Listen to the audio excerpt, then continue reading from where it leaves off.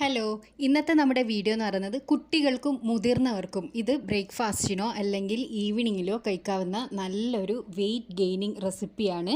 അപ്പോൾ എല്ലാവരും ഇതൊന്ന് ട്രൈ ചെയ്ത് നോക്കുക. കുട്ടികൾക്ക് നന്നായി ഇഷ്ടപ്പെടുകയും ചെയ്യും ഈ ഒരു റെസിപ്പി. അപ്പോൾ തടി വെക്കാൻ ആഗ്രഹിക്കുന്നവർ തീർച്ചയായിട്ടും നിങ്ങളെ ബ്രേക്ക്ഫാസ്റ്റിലോ അല്ലെങ്കിൽ ഈവനിങ്ങിൽ നിങ്ങൾ ചായയും സ്നാക്കെല്ലാം കഴിക്കുന്ന ആ ഒരു സമയത്തോ ഈ ഒരു സാധനം കുടിച്ച് നോക്കുക.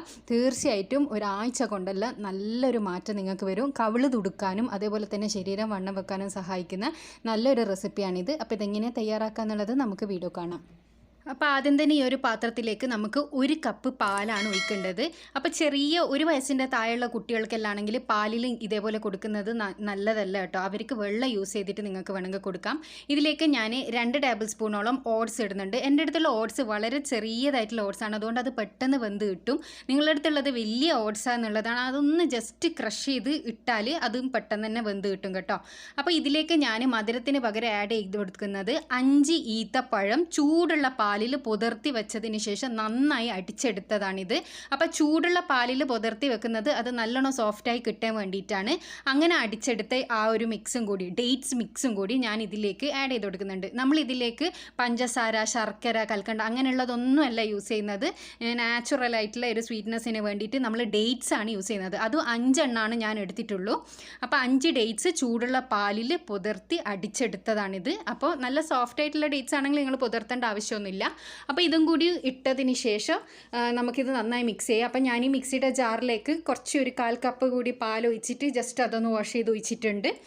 അത് കംപ്ലീറ്റ് ഒഴിച്ചിട്ടുണ്ട്. അതും കൂടി നന്നായിട്ട് നമുക്കിതിലേക്കൊന്ന് മിക്സ് ചെയ്തെടുക്കാം. അപ്പോൾ 1 കപ്പ് പാല്, 2 ടേബിൾ സ്പൂണ് ഓട്സ്, 5 ഡേറ്റ്സിൻ്റെ പിന്നെ ജ്യൂസ്, അതായത് നല്ലോണം അടിച്ചെടുത്ത മിക്സും കൂടി ഞാൻ ഒഴിച്ചിട്ടുണ്ട്. അപ്പോൾ ഇതെല്ലാം കൂടിയിട്ട് നന്നായി മിക്സ് ചെയ്ത് എടുക്കുക.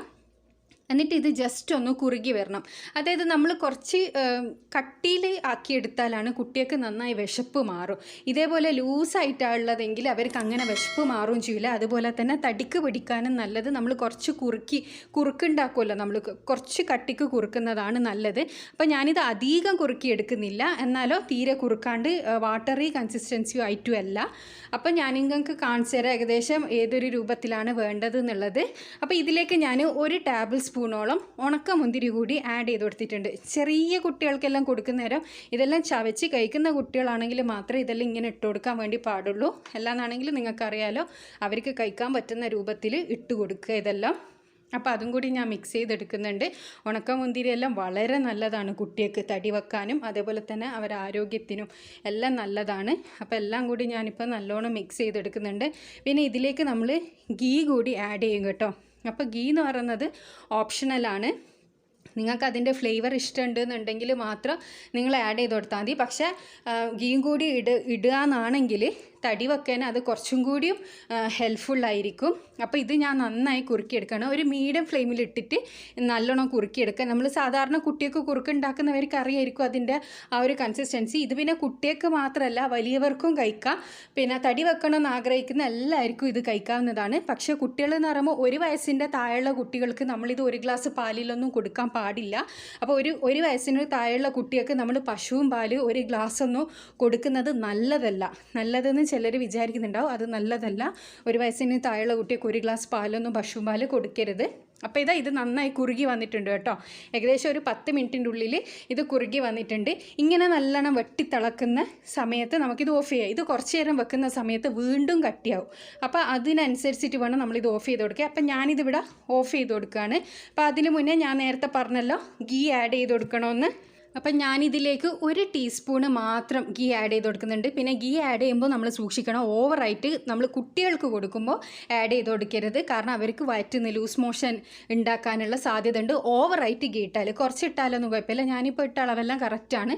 അതും കൂടി ഞാൻ നന്നായി മിക്സ് ചെയ്തെടുത്തിട്ടുണ്ട്. ഞാൻ തീ ഓഫ് ചെയ്തിട്ടുണ്ട് കേട്ടോ. ഈ ഒരു കുറുക്കിൻ്റെ കൺസിസ്റ്റൻസി ഇതാണ്. അധികം ലൂസും അല്ല, എന്നാലോ നല്ല ടൈറ്റും അല്ല. ഇതേപോലെ കൊടുക്കുക എന്നാണെങ്കിൽ കുട്ടികൾക്ക് നല്ല ഇഷ്ടമാവുകയും ചെയ്യും. അതുപോലെ തന്നെ അവർക്ക് വണ്ണം വെക്കാൻ നല്ല സഹായിക്കും.